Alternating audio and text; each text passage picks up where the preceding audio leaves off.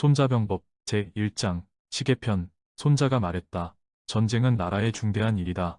국민의 생사의 처지와 국가의 존망의 길이어서 신중히 검토하지 않을 수 없다. 그러므로 5가지의 계책을 기본으로 하고 그 실정을 파악해야 한다.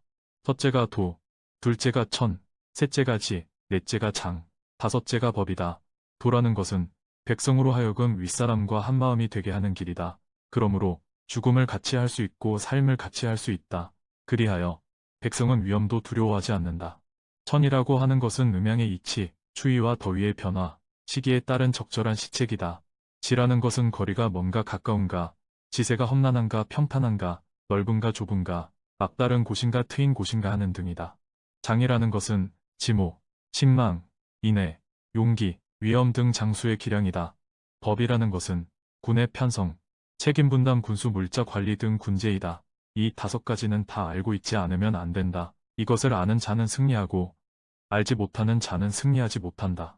그런 까닭에 이 5가지로 생각하여 그 실정을 탐색하여 보면 이렇다. 군주는 어느 편이 더 정치를 잘하는가, 장수는 어느 편이 더 유능한가, 천시와 지리는 어느 편이 얻고 있는가, 법령은 어느 편이 더 잘 시행되고 있는가, 군대는 어느 편이 더 강한가, 병사는 어느 편이 더 훈련되어 있는가, 상과 벌은 어느 편이 더 명확한가.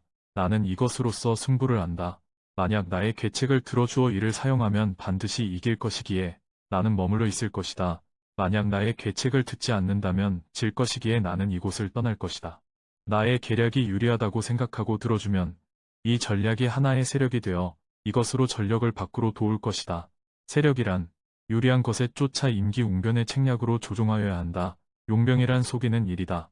그런 까닭에 능력이 있으면서 능력이 없는 것처럼 하고 사용하면서 사용하지 않는 것처럼 한다. 가까운 곳을 노리면서 먼 곳을 보는 것처럼 하고 먼 곳을 노리면서 가까운 곳을 보는 것처럼 한다.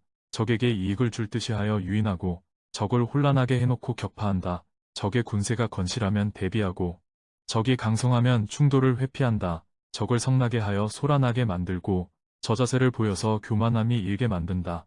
적이 안정을 취하고 있으면 이것을 힘들도록 하고 적이 화친하면 이것을 이간시켜야 한다. 결론은 적의 무방비한 곳을 공격하고 적이 뜻하지 못한 것을 노려야 한다. 이러한 일이 용병가가 승리하기 위한 전략이다. 사전에 먼저 전달되어서는 안 된다. 무릇 전쟁은 싸움을 시작하기 전에 정부에서 승산을 계산하여야 한다. 승리할 경우는 승산이 많은 것이다. 싸움을 시작하기 전 정부의 비교 계산에서 승리할 수 없는 자는 승산이 적은 것이다. 승산이 많으면 승리하고 승산이 적으면 승리하지 못한다. 하물며 승산이 전혀 없는 경우이겠는가. 나는 이것으로써 전쟁의 승부를 알 수 있다. 제2장 작전편. 손자가 말했다. 무릇 군대의 운용법은 전차 1000대, 수송차 1000대, 갑옷병사 10만, 천리길의 식량수송, 즉 안과 밖으로 소비되는 것과 국빈의 접대, 군수물자의 조달 수레와 갑옷에 소요되는 비용이 하루에 1000금이 든다. 이러한 연후에 10만의 군사를 일으키는 것이다. 군대를 이용하여 전쟁을 할 때에 전쟁이 오래 지속되면 병사가 둔해지고 예기가 꺾인다. 따라서 적진을 공략해도 공격력이 약화될 것이다. 또한 장기간 군대를 전선에 두게 되면 국가재정은 고갈된다. 군대가 둔해지고 예기가 꺾이고 군대의 힘이 소진되고 국고가 고갈되면 제3국이 이 패단을 노려 침략하려 일어설 것이다. 이렇게 되면 아무리 지모 있는 자라 할지라도 그 뒷일을 수습할 수 없게 될 것이다. 그러므로 다소 미흡히도 속전속결해야 한다는 말은 들었으나 공교하게 한다 하여 오래오래 끌어서는 승리한 예를 본 적이 없다. 또한 장기전을 해서 그 나라가 이익을 보았다는 예는 그러한 것이 아직 없다. 그러므로 전쟁의 폐해를 10분 알지 못하는 자는 용병의 이익을 충분히 알지 못하는 것이다. 전쟁을 잘하는 자는 장정을 2번 다시 징집하지 않고 군량을 3번 싣지 않는다. 적국에 진입하여 군수물자를 취하게 한다. 그래서 군대에는 양식이 풍족하다. 국가가 전쟁으로 빈곤해짐은 멀리 수송하기 때문이다. 멀리 수송함으로 인하여 백성이 가난해진다. 또 군대의 주둔지 근방은 물가가 폭등한다. 물가가 폭등하면 백성의 재산이 고갈된다. 재산이 고갈되면 징발이 곤란하게 된다. 전쟁은 오래 끌수록 병력이 약화되고 재물은 전쟁터에서 다 없어지며 중원의 집안이 텅 비게 되고 백성들은 수입액의 100의 70을 세금으로 빼앗기게 될 것이다. 국가재정은 수레는 파괴되고 말은 피로하여 갑옷과 투구, 화살과 활, 창과 방패, 패로 큰 수레 등도 그 100의 60이 소진되어 버릴 것이다. 그러므로 지략이 뛰어난 장군은 가급적 이 편의 소모를 피하고 적국의 물자를 탈취해서 먹는다. 적한테서 탈취한 곡식 1종은 자국에서 멀리 수송해 온 20종에 해당하며 적에게 탈취한 사료 1석은 자국에서 운반한 20석과 맞먹는 것이다. 적을 죽이려면 분노를 격발시켜야 한다. 적의 이익을 탈취하려면 상으로서 격려해야 한다. 전차전에 있어서 적의 전차를 10대 이상 노획한 자가 있으면 먼저 노획한 자에게 상을 주고 그 전차의 길을 바꾸어 달아 아군의 전차에 섞어 아군 병사를 태우며 또 포로는 우대하여 우리 편으로 만든다. 이것을 적을 이기며 더욱 강성해지는 것이라고 한다. 전쟁은 승리하는 데 가치가 있는 것이지 결코 오래 하는 데 가치가 있는 것은 아니다. 그러므로 전쟁의 본질을 인식하고 있는 장군만이 백성의 생명을 관장하고 국가 안위를 책임질 수 있다. 제3장 오궁편 손자가 말했다. 대체로 용병의 방법은 적국을 온전한 채로 포섭하는 것이 최상이며 적의 국토를 파괴하고 얻은 것은 차선이다. 적의 군단을 온전한 채로 포섭하는 것이 최상이며 그것을 파괴하고 얻는 것은 차선이다. 적의 여단을 온전한 채로 포섭하는 것이 최상이며 그것을 파괴하고 얻는 것은 차선이다. 소대를 온전한 채로 포섭하는 것이 최상이며 그것을 파괴하고 얻는 것은 차선이다. 군대를 온전한 채로 포섭하는 것이 최상이며 그것을 파괴하고 얻는 것은 차선이다. 따라서 백전백승이 결코 최상의 방법은 아닌 것이다. 싸우지 않고 포섭하는 것이 최상의 방법이다. 그러므로 최상의 전법은 적의 모략을 분쇄하는 일이고 그 다음이 외교관계를 파괴하는 일이며 그 다음은 군사를 정벌하는 일이요. 최하는 적의 요새를 공격하는 일이다. 요새를 공격하는 방법은 어쩔 수 없을 때에만 해야 한다. 성을 공격하려면 노와 분원을 수리하고 공성의 기구를 준비하는데 3개월은 걸려야 완성된다. 적의 성안을 들여다보는 흑산을 쌓은 데에도 또 3개월은 걸려야 된다. 그러나 지휘자가 분을 이기지 못하고 사병들을 적의 성벽에 개미떼처럼 달라붙어 기어오르게 하여 그 3분의 1이나 죽게 하고서도 그 성을 함락시키지 못하는 것은 공격의 재난이다. 그러므로 최상의 용병자는 적의 군대를 굴복시키지만 전쟁을 강행하지 않는다. 적의 성을 함락시키지만 구태여 공격을 일삼지 않는다. 적국을 허물어뜨리되 장기전은 하지 않는다. 반드시 자기 나라의 군사를 온전케 한 채로 천하를 다툰다. 그러므로 그 군사가 손상되지 않으며 그 이익을 온전히 할 수 있는 것이다. 이것이 모략으로서 공격하는 방법이다. 병력을 사용하는 방법은 이 편이 적군의 10배가 되면 그들을 포위하고 이 편이 5배가 되면 공격해도 좋다. 이 편이 2배가 되면 적군을 분산시켜 공격한다. 이 편과 대등할 때는 전력을 다하여 싸우고 만일 이 편의 병력이 적을 때에는 험난한 곳으로 피한다. 만약 지킬 수가 없으면 교묘한 수단으로 퇴각하여 교전을 피해야 한다. 그러므로 소수의 병력으로는 아무리 견고해도 결국은 강대한 적군의 포로가 될 것이다. 무릇 장수는 국가를 보좌한다. 보좌가 완전하면 국가가 강대해질 것이고 보좌가 불완전하면 국가가 약화된다. 그러므로 통치자가 군을 위기에 빠지게 하는 경우가 3가지 있다. 군대가 진격해서는 안 되는데 알지도 못하고 진격하라고 명령하며 군대가 후퇴해서는 안 되는데 알지도 못하면서 후퇴하라고 명령하는 것을 코 꿰인 군대라고 한다. 그리고 전군의 내부 사정을 알지도 못하면서 군정에 간섭하여 군 내부에 혼란을 일으키고 또한 지휘계통을 알지 못하고 군령에 간섭하여 내부의 불신감을 조성하는 일이다. 통치자가 내부 혼란이나 불신감을 초래하게 되면 다른 제후국의 침략을 받게 될 것이다. 이것을 군을 혼란하게 하여 적의 승리를 끌어들이는 것이라고 한다. 승리를 판단할 수 있는 요소로는 다음 5가지가 있다. 싸울 수 있는 경우와 싸워서는 안 되는 경우를 아는 자는 승리한다. 많은 병력과 적은 병력의 사용법을 아는 자는 승리한다. 상하의 욕망이 같으면 승리한다. 준비를 갖추어진 상태에서 태만히하고 있는 적을 기다리면 이긴다. 장수가 유능하고 통치자가 간섭하지 않으면 승리한다. 이 5가지가 승리를 예측할 수 있는 방법이다. 그러므로 저편의 사정을 알고 이 편의 사정을 알고 있으면 100번 싸워도 위태롭지 않다. 저편의 사정을 알지 못하고 이 편의 사정만을 알고 있으면 한 번은 승리하고 한 번은 패배한다. 저편의 사정과 이 편의 사정을 함께 알지 못하고 있으면 전쟁을 할 때마다 반드시 위태롭게 된다. 제4장 군영편 손자가 말했다. 예로부터 전쟁에 능한 자는 먼저 적이 승리하지 못하도록 만전의 태세를 갖추고 이 편이 승리할 수 있을 때를 기다렸다. 적이 승리하지 못하도록 하는 것은 이 편에게 달려있고 이 편이 승리하는 것은 적군에게 달려있는 것이다. 그러므로 전쟁을 잘하는 자는 적군의 승리를 불가능하게 할 수는 있지만 이 편이 반드시 승리할 수 있도록 할 수는 없는 것이다. 그러므로 말한다. 승리를 미리 짐작할 수는 있으나 승리할 수 있도록 조작할 수는 없다. 이길 수 없는 자는 지키고 이길 수 있는 자는 공격한다. 방어하는 것은 군사력이 부족하기 때문이요. 공격하는 것은 군사력이 여유가 있기 때문이다. 방어를 잘하는 자는 마치 땅속 깊이 숨은 것 같고 공격을 잘하는 자는 마치 높은 하늘 위에서 움직이는 것과 같다. 그리하여 이 편의 군사력을 보존하고 완전한 승리를 보장할 수 있다. 누가 보아도 쉽게 예측할 수 있는 승리는 최선의 승리는 아니다. 승리를 하여 모든 사람들이 칭찬을 한다 해도 그런 승리는 최선의 승리는 아니다. 추호 같은 가벼운 털을 들었다고 힘이 세다고 하지 않으며 태양이나 달을 보았다고 해서 눈이 밝다고 하지 않고 천둥 소리를 들었다고 귀가 밝다고 하지 않는 것과 같은 것이다. 옛날에 이른바 전쟁을 잘하는 자란 기회를 포착하여 쉬이 승리할 수 있는 적과 싸워 자명하게 승리한 자를 가리킨다. 그래서 전쟁을 잘하는 자는 승리에도 지략이나 명성, 용맹이나 공적 따위가 두드러지게 나타나지 않는 것이다. 그래서 그의 전쟁의 승리에는 한치의 오산도 없다. 왜냐하면 그는 이미 전쟁 전에 승리를 보고 있었고 이미 패배한 자와 싸우고 있었기 때문이다. 전쟁을 잘하는 자는 당초부터 패배하지 않을 태세를 갖추고 적이 패배할 요소를 포착하는 데 실수하지 않는다.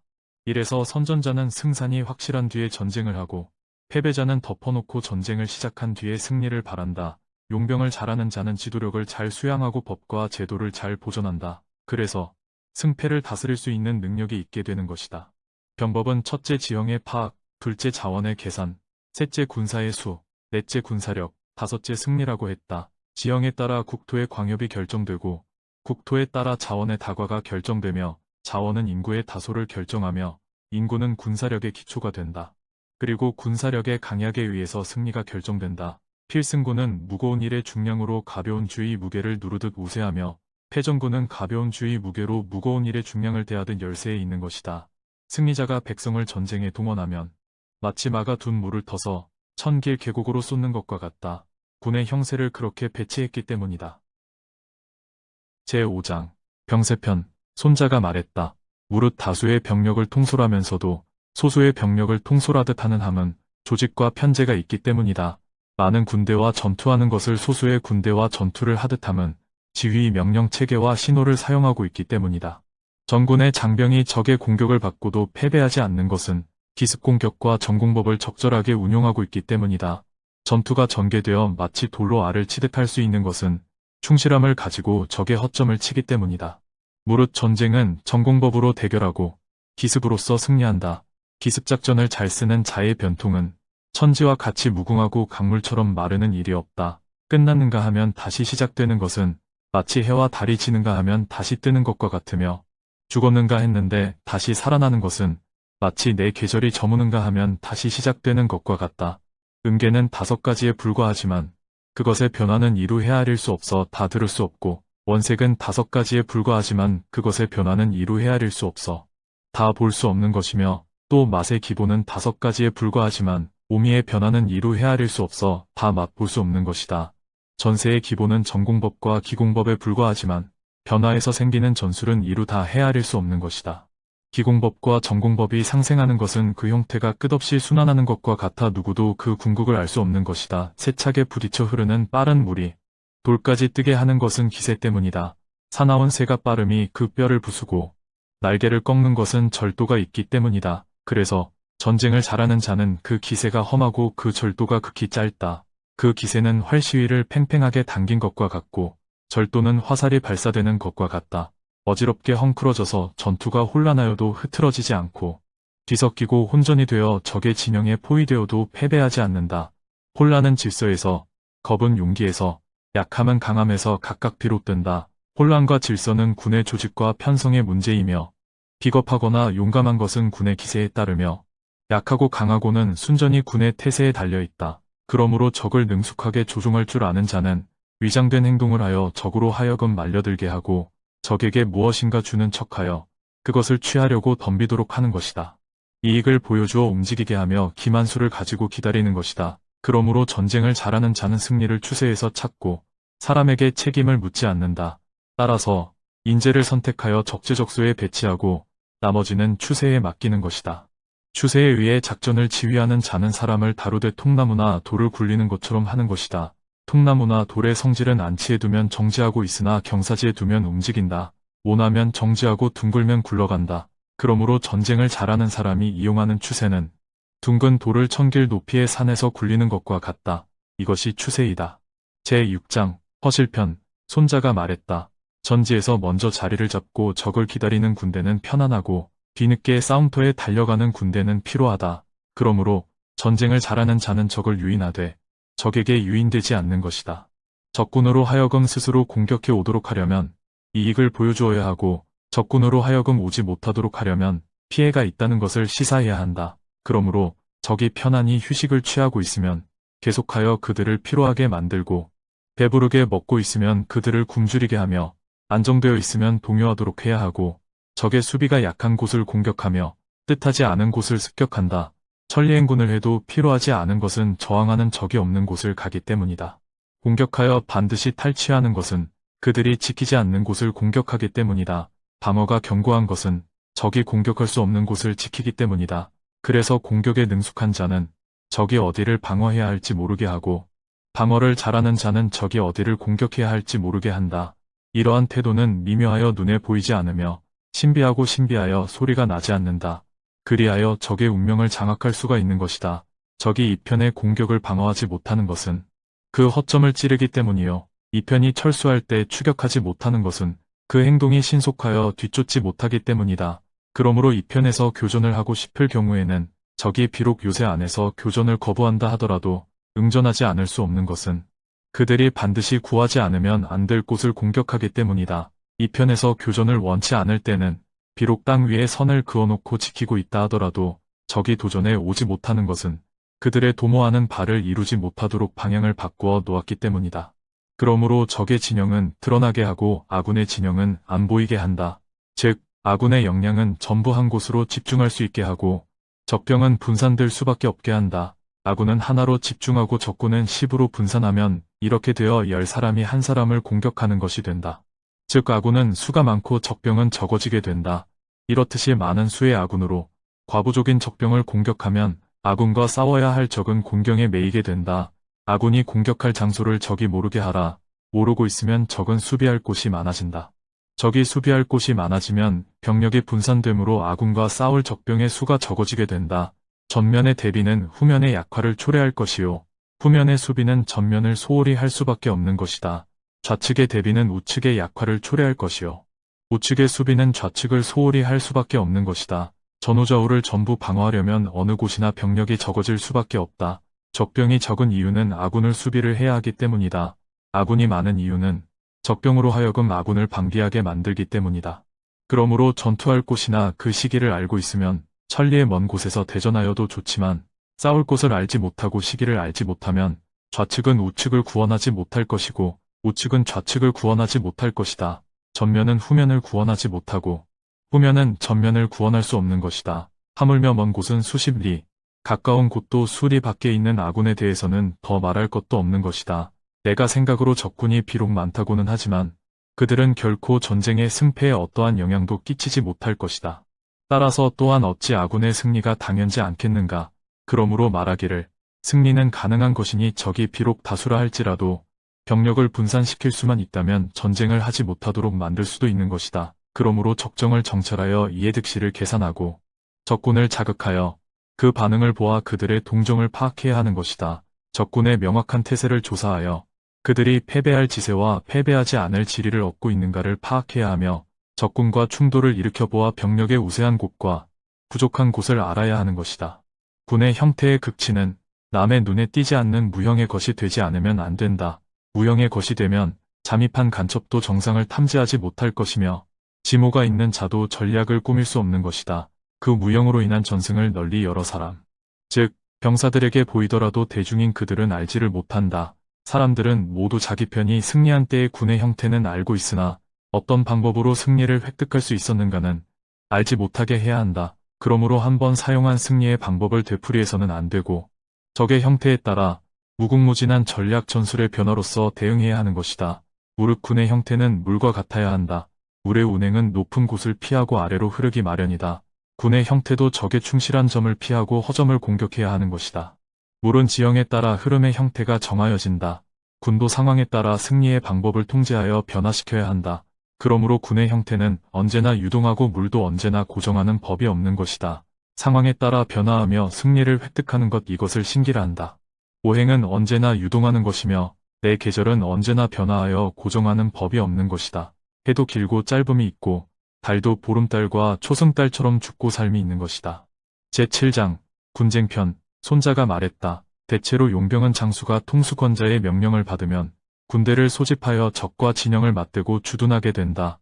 전쟁을 수행하여 승리를 쟁취하는 일보다 어려운 일은 없다. 전쟁이 어렵다는 것은 우회함으로써 도리어 직행하여 앞지르고 해로운 것으로서 도리어 이로운 것을 만드는 일이다. 그리하여 일부러 길을 우회하며 유리함을 주는 듯이 하여 적을 유혹하고 남보다 뒤에 출발하여 남보다 먼저 도착한다면 이것은 우직지개를 아는 차이다. 그러므로 군대가 유리한 자리를 경쟁하는 것은 이익이 될 수도 있고 해로움이 될 수도 있다. 모든 군대를 통제하여 유리한 곳을 차지하기 위해 경쟁하는 것은 오히려 늦어질 수 있다. 개별 지휘관에게 위임하여 경쟁시키면 치중을 운반하는 부대는 뒤에 버려질 것이다. 이런 까닭에 갑옷을 걷어 붙이고 급히 달려가기를 밤낮을 쉬지 않고 배 이상으로 행군하여 백리를 가서 이익을 쟁취하려고 하면 삼군의 장군이 포로로 잡히게 된다. 강한 병사는 먼저 가지만 피로한 병사는 뒤처진다. 이러한 운용법으로는 군사의 10분의 1도 목적지에 도착하지 못할 것이다. 50리 거리를 경쟁하여 이동하여 이익을 쟁취하려고 하면 상장군이 넘어지고 도착한 군대는 반 정도로 감소될 것이다. 30리 거리를 경쟁하여 이동하여 선제의 이익을 쟁취하려고 하면 군대의 3분의 2 정도만 도착할 것이다. 그러므로 군대에 수송 보급이 없으면 패망하고 식량이 없으면 패망하고 쌓아둔 물자가 없으면 패망한다. 그러므로 제후의 책모를 모르는 자는 미리 외교 교섭을 맺지 못하고 산림의 험준함과 습지대의 지형을 모르는 자는 군대를 행군시키지 못하고 지형을 잘 아는 토착의 안내자를 사용하지 못하는 자는 지리적인 이익을 얻을 수 없는 것이다. 전쟁은 적을 기만하는 것으로서 성립하고 유리한 방향에 조차 행동하는 것이다. 병력을 분산시키거나 통합하는 등 수시로 변화해야 하는 것이다. 그러므로 그 행동에 빠르기는 질풍과 같고 서행하기는 숲처럼 고요하고 침략은 불처럼 기세가 왕성하고 움직이지 않는 것은 산처럼 진중하고 숨기는 어둠처럼 안 보이게 하고 움직일 때는 우레처럼 거세다. 적에게서 약탈한 노획물은 분배해주고 영토를 확장하여 얻은 이익을 분배하고 상황 판단에 따라 행동하되 오직의 전략을 먼저 알고 있는 자가 승리한다. 이것이 군쟁의 법칙인 것이다. 군정이라는 병서에 기록되어 있기를 말이 서로 들리지 않기 때문에 그래서 북과 징을 치며 제시에도 보이지 않기 때문에 그래서 깃발을 사용한다고 한다. 징이나 북, 깃발을 사용하는 것은 국민의 이목을 통제하기 위한 방법이다. 국민이 통제되면 비록 용감한 자라 하더라도 단독으로 전진하지 못할 것이고 비겁한 자도 혼자서 도주하지는 못할 것이다. 이것이 군대를 통솔하는 방법이다. 야간에는 횃불과 북을 많이 쓰고 주간에는 깃발을 많이 사용한다. 적 국민의 이목을 현혹시키기 위해서이다. 따라서 이 방법으로 적군의 사기를 저하시키고 적장의 마음을 뺏을 수 있는 것이다. 이래서 원래 군대는 아침에는 기력이 왕성하고 낮에는 해이하며 저녁에는 나태해지는 법이다. 전투에 능한 자는 그 왕성한 때를 회피하고 나태했을 때 공격한다. 이것이 사기를 다스리는 방법이다. 잘 정비된 군대로서 혼란스러운 군대를 대적하고 엄숙한 군기를 가지고 적의 해이함을 공격한다. 이는 심리를 다스리는 방법이다.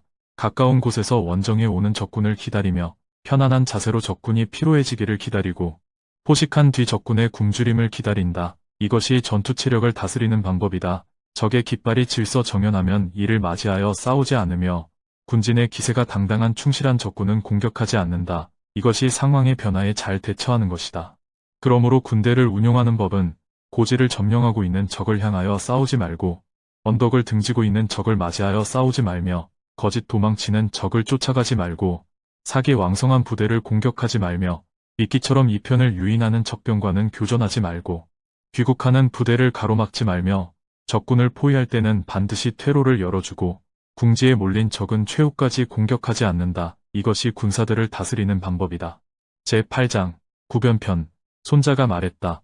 우루전쟁을 수행하는 방법은 장수가 군주의 명령을 받아 백성을 징집하여 군대를 편성하되 지형이 좋지 못하여 작전 행동이 곤란한 곳에는 주둔하지 말아야 하며 교통의 요지로 외국 세력이 침투된 곳에서는 외교 관계를 잘 맺어야 하며 본국과의 연락과 생활이 불편한 곳에서는 오래 머무르지 않아야 하며 사방이 둘러싸인 포위될 만한 지형에서는 조속히 빠져나갈 책무를 세우며 사지에서는 죽기 살기로 전투를 해야 한다. 길에도 가서는 안 되는 길이 있고 적에도 싸워서는 안 되는 적이 있고 성에도 공격하여서는 안 되는 성이 있고 땅에도 다투어서는 안 되는 땅이 있고 군주의 명령에도 받아들이지 않아야 할 명령이 있다. 그러므로 장수가 9가지 전투의 통변을 통달하고 있으면 용병에 능란하다 할 수 있다.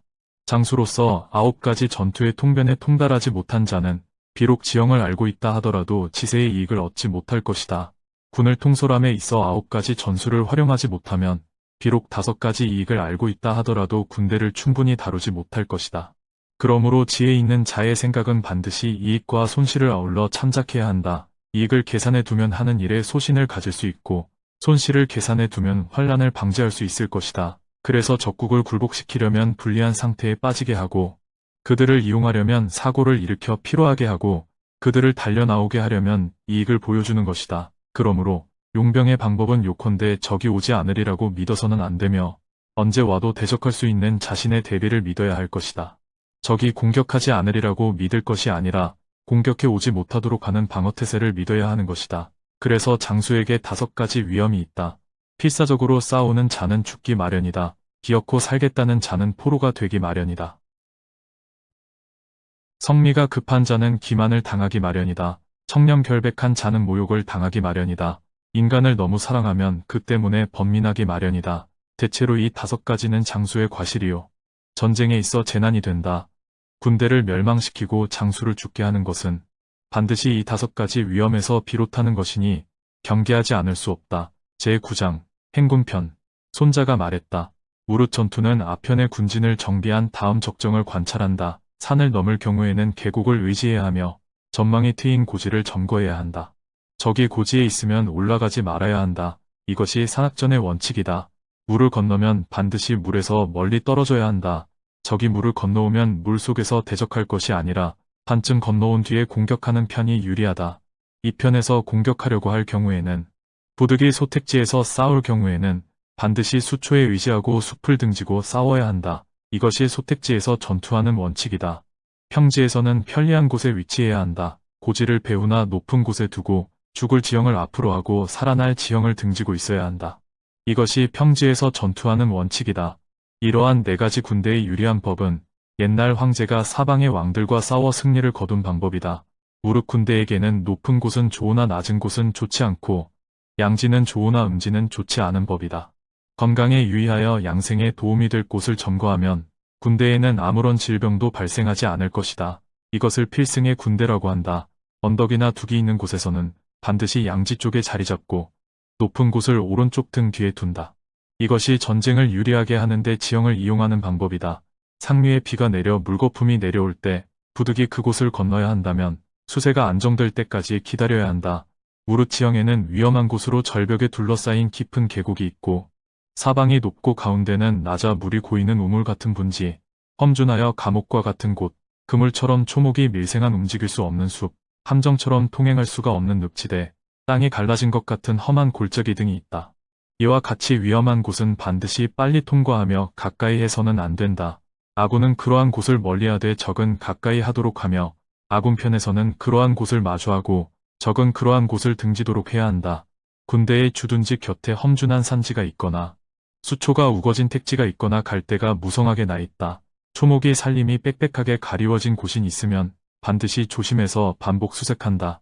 그런 곳에는 반드시 복병이 있을 것이기 때문이다. 적이 가까이 있는데도 조용한 것은 지형의 험준함을 믿고 있기 때문이다. 멀리 포진하고서도 자주 도발하여 오는 것은 이 편의 공격을 유도하기 위함이다. 적이 주둔한 곳이 평이한 장소에 있는 것은 어떤 이득이 있기 때문이다. 많은 숲이 움직이는 것은 적이 오고 있기 때문이다. 풀이 우거진 곳에 많은 장애물을 설치한 것은 의욕을 불러일으키려는 것이다. 새들이 돌연 날아오르는 것은 복병이 있기 때문이다. 짐승들이 놀라 달아나는 것도 복병이 있기 때문이다. 먼지가 높이 치솟고 있는 것은 전차대가 오고 있기 때문이다. 흙먼지가 낮고 넓게 깔리는 것은 보병이 다가오고 있는 것이다. 먼지가 산발적으로 일고 있는 것은 뺄나무를 구하고 있는 것이다. 먼지가 오가고 있는 것은 수경이 준비를 하고 있기 때문이다. 적의 말씨는 겸손한데 방어에 진력하고 있다는 것은 공격 준비를 하고 있는 것이다. 어조가 강경하며 진격태세를 취하는 것은 철수할 의사가 있는 것이다. 경전차가 먼저 나와 측면에 배치되는 것은 진을 치고 있기 때문이다. 도령 강화를 요청해 오는 것은 무슨 음모가 있다.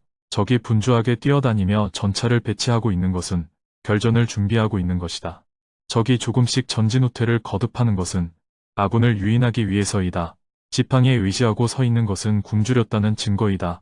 물을 길러 나와서 자기가 먼저 물을 마시는 것은 식순환에 빠졌기 때문이다.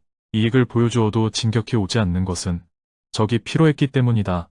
적진 위에 새들이 모여 있는 것은 적군이 철수하고 없기 때문이다. 한밤중에 큰 소리로 서로 부르는 것은 공포에 쌓여 있기 때문이다. 군영이 어지러운 것은 장군에게 위험이 없다는 것이다. 군기가 함부로 움직이는 것은 난동이 일어났기 때문이다. 지휘관이 마구 성내어 소리치는 것은 군이 지쳐있기 때문이다. 말을 잡아먹는 것은 군량의 바닥이 났기 때문이다.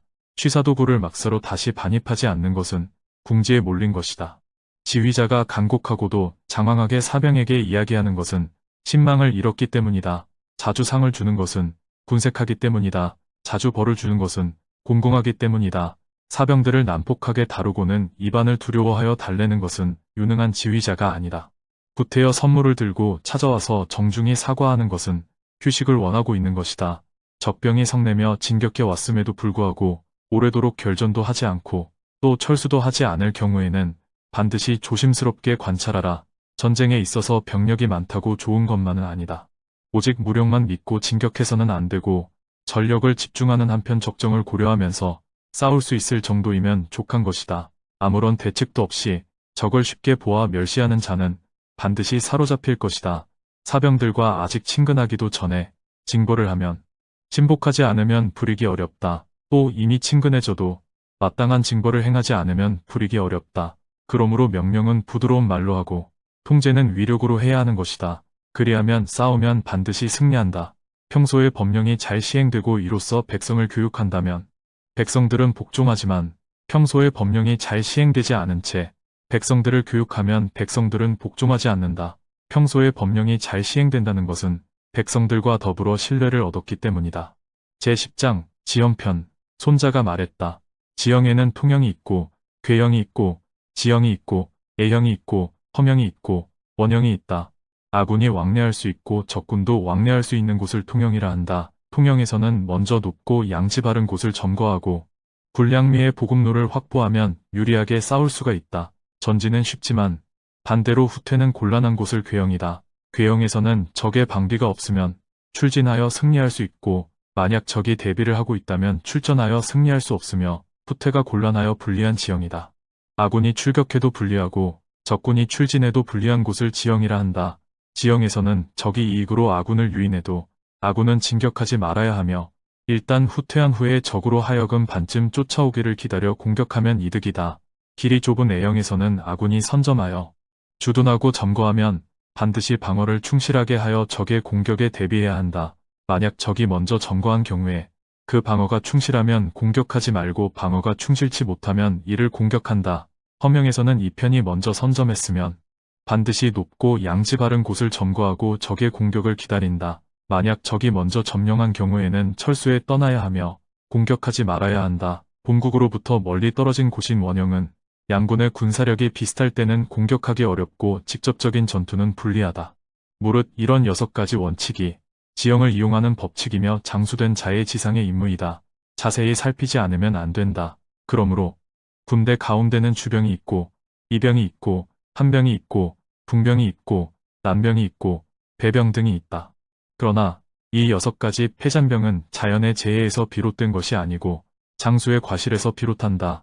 무릇 군사력이 동등한데 이로써 10을 상대하여 공격하는 것을 주라 하고 사병들은 강한데 지휘관이 겁약한 것을 이라고 하고 지휘관들은 강한데 사병들이 겁약한 것을 함이라 하고 지휘관이 분노를 참지 못해 장수의 명령에 불복하고 적과 조우하면 울분을 이기지 못하여 제멋대로 싸우고 있는데도 장수가 그러한 실정을 모르는 것을 붕이라 한다. 장수가 나약하여 위험이 없고 군령도 분명치 않으며 지휘관과 사병들 간에 질서가 없으면 전투 배치가 혼란할 수밖에 없는 것을 난이라고 한다. 장수가 적정을 정확히 판단하지 못하고 적은 군사로서 많은 적과 맞서고 약한 병력으로서 강한 적을 공격하고 선봉에 설 정병이 없는 것을 배라고 한다. 이 6가지는 패배의 법칙이다. 장수의 가장 중대한 임무가 되는 것으로 신중히 살피지 않으면 안 된다.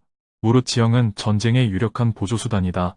적정을 파악하고 승리를 쟁취하기 위해서 험난함과 위험, 멀고 가까움을 계산한다는 것은 좋은 장수의 주된 임무가 된다. 이것을 잘 알고 이용하여 싸우는 자는 반드시 승리할 것이며 이것을 잘 몰라 싸움에 이용하지 못하면 패배하는 것이다. 그러므로 전쟁의 원칙상 반드시 승리한다는 판단이 섰으면 통수권자가 싸우지 말라고 하더라도 반드시 싸워야 하며 전쟁의 원칙상 승리할 수 없으면 통수권자가 싸우라 하더라도 싸우지 않는 것이 좋다. 그러므로 장수는 공명을 바라지 않고 싸우며 처벌을 각오하고 태각하되 오직 인민을 보호하고 국가의 이익과 일치하기를 바랄 뿐이다. 그러한 장수는 국가의 보배가 된다. 모름지기 장수는 사병을 갓난아기처럼 아껴야 하며 그럼으로써 그들과 함께 위험한 지형에도 들어갈 수 있다. 사병들을 사랑하는 자식처럼 대하면 그들도 생사를 같이 할 것이다. 그러나 사병들을 너무 후대하면 부릴 수 없을 것이며 사랑이 지나쳐 명령하지 못하면 울란해도 다스리지 못할 것이다. 비유를 하자면 방자한 자식 같아서 쓸 수 없게 된다. 이편 병졸이 적군을 공격할 능력이 있다는 것만을 알고 공격해서는 안 될 적의 대비가 있다는 것을 알지 못하면 승리의 확률이 반이다. 적을 공격할 때를 알지만 아군 병졸의 상황이 공격하기에 불가하다는 것을 모르면 승리의 확률은 반이다. 적에게 약점이 있어 공격할 수 있다는 것을 알고 아군이 그러한 적을 공격할 만한 능력이 있다는 것을 알고 있다 하더라도 지형상 싸울 수 없다는 것을 알지 못하면 승리의 확률은 반이다. 그러므로 전쟁이 어떤 것인가를 파악하고 있는 자는 군사를 동원하면 갈팡질팡하지 않을 것이며 거사를 해도 궁지에 몰리지 않을 것이다. 그러므로 이르기를 나를 알고 적을 알면 승리해도 위태롭지 않으며 더욱이 자연의 순환 원리와 지리를 알고 있으면 승리는 곧 완전한 수 있다. 제11장 구지편 손자가 말했다. 용병의 방법 중산지가 있고 경지가 있고 쟁지가 있고 교지가 있고 구지가 있고 중지가 있고 비지가 있고 위지가 있으며 사지 등이 있다. 스스로 자기 국토에서 전쟁하는 곳을 산지라고 한다. 적의 영토에 침입했으나 깊이 들어가지 않은 곳을 경지라 한다. 아군이 탈취해도 유리하고 적이 점령해도 유리한 곳을 쟁지라고 한다. 아군이 진격하기에도 편리하고 적이 공격하기에도 편리한 곳을 교지라고 한다. 여러 국가의 영역이 삼방면이 인접해 있기 때문에 먼저 점령하면 천하의 백성들을 모아 천하를 얻을 수 있는 곳을 구지라고 한다. 적의 영토 깊숙이 쳐들어가서 점령한 많은 성읍들이 배후에 있는 곳을 중지라고 한다. 산림이 우거지고 험하며 늪이 많은 지형 등으로 진격하기 어려운 곳을 비지라고 한다. 들어가기에는 길이 좁고 나올 때는 우회해야 하며 소수의 적군이 다수의 아군을 공격할 수 있는 곳을 위지라고 한다. 빨리 전투를 끝내면 생존할 수 있으나 빨리 끝내지 못하면 멸망하는 곳을 사지라고 한다. 그러므로 산지에서는 전쟁을 하지 말아야 하며 경지에서는 주둔해서는 안 된다. 쟁지는 공격하지 말아야 하며 교지에서는 교통이 차단되어서는 안 되며 구지에서는 제3국과 외교관계를 맺어야 하며 중지에서는 보급품을 현지에서 조달한다. 비지에서는 전투하지 말고 신속히 통과해야 하며 위지에서는 전략적인 철수를 해야 하며 사지에서는 결전을 할 수밖에 없다. 옛부터 전쟁을 잘하는 자는 적군이 전후방의 부대가 서로 연락하지 못하도록 하며 대부대와 소부대가 서로 응원하지 못하게 하며 지휘관과 사병이 서로 구원하지 못하게 하며 상급 부대와 하급 부대가 서로 협조하지 못하게 하며 사병이 이산하여 다시 모일 수 없게 하며 집합해도 정연하지 못하도록 한 것이다. 아군은 조건이 유리하면 행동하고 불리하면 중지한다. 감히 묻기를 만일 적군이 정비된 대군으로 이 편을 공격해 온다면 어떻게 대처할 것까? 라고 한다면 나는 대답하기를 우선 그 소중한 발을 탈취하라. 그러면 주도권을 장악할 수 있다. 고 할 것이다.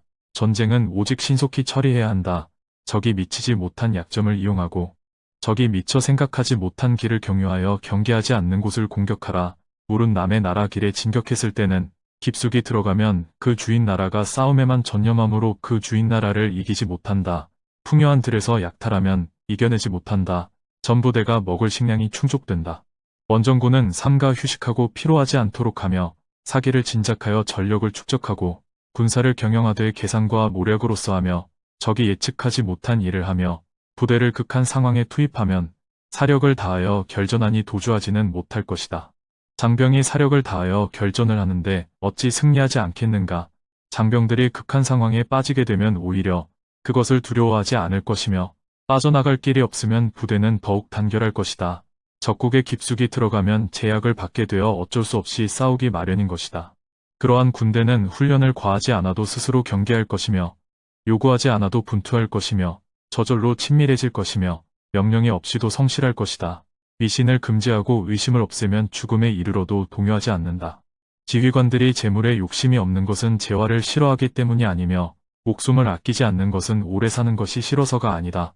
명령이 내려지는 날 결전을 감행할 날이 되면 사병들은 앉아있는 자는 눈물로 옷깃을 적시고 누운 자는 눈물이 턱을 적시게 되지만 그러한 자를 극한 상황 속에 투입하면 모두가 전제와 조이처럼 용감해지는 것이다. 그러므로 전쟁에 능숙한 자는 비유하자면 솔련과 같다. 솔련은 상산에 있는 뱀이다. 머리를 공격하면 즉시 그 꼬리가 덤비고 꼬리를 공격하면 즉시 그 머리가 덤벼든다.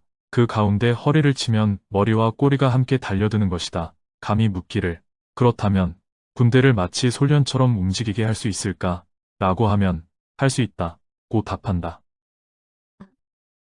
무릇 오나라 사람과 월나라 사람은 원래가 서로 증오하는 사이지만 두 나라 사람이 같은 배를 탔다가 폭풍을 만난다면 단결하여 서로를 구하려고 좌우의 손처럼 할 것이다. 탈주를 막기 위해 말을 메어두고 수레바퀴를 땅에 묻어둔다 하더라도 그것만으로는 믿을 것이 못 되는 것이다. 전군을 통제하여 한결같이 용감하게 하나로 일치시키기 위해서는 정치적인 지도가 필요하고 용감한 자나 유약한 자가 가지고 있는 온 힘을 모두 발휘하게 하기 위해서는 지형의 이치를 얻어야 한다. 그러므로 전쟁에 능란한 자가 부대를 마치 손목을 마주잡고 가듯 하나로 움직이게 할 수 있는 것은 군대로 하여금 싸울 수밖에 없도록 하기 때문이다. 장수에 하는 일은 조용하고 깊이 성찰하며 엄정하게 일을 처리해야 한다. 장병들의 이목을 가지고도 군작전 계획을 알지 못하게 하며 계획을 수시로 바꾸고 전략을 혁신하여 감히 알지 못하게 한다. 그 주둔지를 수시로 바꾸고 가는 길을 우회하여 감히 알지 못하게 한다. 장수가 사병들과 더불어 결전할 경우에는 마치 사람을 높은 곳에 오르게 하고 사다리를 떼어버리는 것처럼 할 것이요. 외국에 깊숙이 침입할 때는 쇠뇌를 쏘듯 신속히 움직이고 들어가서는 배를 소각하고 솥을 파괴하고 결전을 할 경우에는 양떼를 몰아치듯 해야 한다. 적군의 지형에 몰려가서 오가지만 아군의 행방을 알지 못하게 하는 것이고 전 부대를 집결시켜 극한 상황 속에 투입하는 일이 장수에 해야 할 일인 것이다. 9가지 입지적 조건에 따른 변화와 상황에 따라 굽히어 후퇴하는 것과 펴서 공격하는 것에 따른 이해의 계산이 선행되어야 하며 상황에 따른 병사의 심리적 변화를 세심히 관찰하지 않으면 안 된다. 무릇 적국의 길에 침입했을 때의 전법은 그 나라에 깊숙이 들어가면 단결하여 전투에 전념하지만 깊이 쳐들어가지 않았을 경우에는 분산되어 흩어진다. 본국을 떠나 국경을 넘어 작전한다는 것은 절지가 된다. 사방으로 길이 트인 곳을 구지라 하고 적국 깊숙이 들어간 곳을 중지라 하며 얕게 들어간 곳은 경지라 하고 등 뒤가 견고히 막히고 전방이 좁아 협회한 곳이 위지이고 왕래할 수 없는 곳이 사지이다. 그래서 산지에서는 사병들의 마음을 단결시키고 경지에서는 그들과의 연락이 끊어지지 않도록 하며 쟁지에서는 아군은 적군의 후방을 공격할 것이다. 교지에서는 아군은 수비를 신중히 할 것이며 구지에서는 아군은 제3국과의 외교를 공고히 할 것이며 중지에서는 아군은 식량을 계속 확보할 것이며 비지에서는 아군은 신속히 이동하여 통과할 것이며 위지에서는 아군은 도망갈 길을 막아 용감히 싸우게 하고 사지에서는 아군은 활로가 없음을 주시하게 하여 필사적으로 싸워 이기게 한다. 그러므로 사병들의 심리란 포위를 당하면 스스로 방어하고 어쩔 수 없게 되면 용감히 싸우며 위험이 크면 따르기 마련인 것이다. 그러므로 주변국의 책무를 알지 못하는 자는 주변국가와 유리한 외교관계를 맺을 수 없다. 동시에 산림이나 험준한 지형이나 소택지의 지형을 알지 못하면 행군을 할 수 없고 그 고장 사람을 안내인으로 쓰지 않고는 지형적인 이익을 얻을 수 없는 것이다. 이 세 5가지는 그중 하나만 몰라도 패왕의 군대가 될 수 없다. 무릇 패왕의 군대가 다른 강대국을 공격하면 그 나라는 미처 그 군대를 집결시키지 못할 것이요. 위세가 적국에 미치게 되면 그 나라는 제3국과 외교나 동맹을 맺지 못할 것이다. 그리하여 아군은 외교상 분쟁을 일으킬 필요가 없게 되고 구태여 패권을 장악하려고 하지 않고 자국의 소신만으로 그 위세를 적국에 가하게 되면 그 요새도 빼다 쓸 수 있고 그 나라를 무너뜨릴 수도 있을 것이다. 상의 규정에 없는 파격적인 큰 상을 주고 평상시와는 다른 명령을 내리면 전 군대를 움직이게 하는데 마치 한 사람을 부리는 것처럼 할 수 있으리라. 장병에게는 임무만을 부여하고 이유를 설명하지 말 것이며 유리한 점만을 알리되 불리한 점은 말할 필요가 없다. 군대는 위험한 상황 속에 투입해야만 비로소 패배를 모면할 수 있고 사지에 빠진 뒤라야 살아날 수 있는 것이다. 무릇 장병들은 그러한 위험스러운 상황 속에서만 분전하여 승리할 수 있다. 전쟁을 함에 있어 중요한 일은 적의 의도를 속속들이 파악하는 데 있다. 그에 따라 일치단결 대적하여 천리의 먼 적국에 들어가 장수를 살해할 수도 있는 것이다. 그것이 교묘한 방법으로 전쟁을 승리하는 자이다. 마침내 선전포고를 행하는 날은 적국과의 관문을 봉쇄하고 통행증을 폐기하며 사절의 왕래를 중지하며 정부나 군 수뇌부에서는 오직 군사 문제에만 몰두한다. 그리하여 적에게서 동요나 약점이 보이면 신속히 그것을 포착하여 적의 가장 소중한 곳을 먼저 공략하고 적의 미세한 틈을 기다리며 묵묵히 적정에 따라 행동하여 승패를 결정한다. 그 행동은 마치 처음에는 처녀와 같이 하고 그리하여 적이 약점을 보이면 달아나는 토끼처럼 민첩하게 움직여 적이 항거할 기회에 닿지 않게 해야 한다. 제12장 화공편. 손자가 말했다. 불을 가지고 공격하는 방법에는 5가지 형태가 있다. 첫째로 사람을 불로써 공격하는 것을 이르고 둘째로 쌓아둔 적의 군수물자를 불태우는 것을 이르고 셋째로 병참 수송 수단인 치중을 불태우는 것을 이르고 넷째로 적의 창고를 불태우는 것을 이르고 다섯째로 적의 대오에 화염을 퍼붓는 것을 이른다.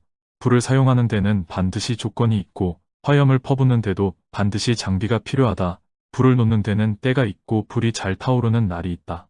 적절한 시기는 기후가 건조한 때 불이 잘 붙는다. 적절한 날짜는 달이 기, 벽, 익, 진에 있는 날을 말한다. 대체로 달이 그러한 별자리에 있는 날은 바람이 일어난다. 무릇 불을 가지고 하는 공격에 있어서는 반드시 다음 5가지 상황 변화에 따라 대처해야 한다. 첫째로 아군의 불이 적진의 내부에서 일어나면 즉시 밖에서 호응하여 공격한다. 둘째로 불이 났는데도 전군이 조용한 경우에는 잠시 대기하고 공격하지 않다가 불길의 세기에 따른다. 공격이 따름이 오르면 따르고 옳지 않으면 중지한다. 셋째로 적진 밖에서 불을 붙이기에 편리한 경우에는 적진 안에 들어갈 것 없이 적당한 때를 기다려 방어한다. 넷째로 불이 바람이 불어오는 쪽에서 일어날 때에는 바람을 받으면서 공격해서는 안 된다. 다섯째로 주간에 바람이 오래 불면 야간이 되면서 바람이 잦아들게 된다. 무릇 군대는 불로 공격하는 5가지 방법에 따른 변화를 알고 조건이 갖추어지기를 기다릴 수 있어야 한다. 불로서 공격을 돕는 데는 총명한 지혜가 필요하고 물로서 공격을 돕는 데는 강력한 병력이 필요한 것이다.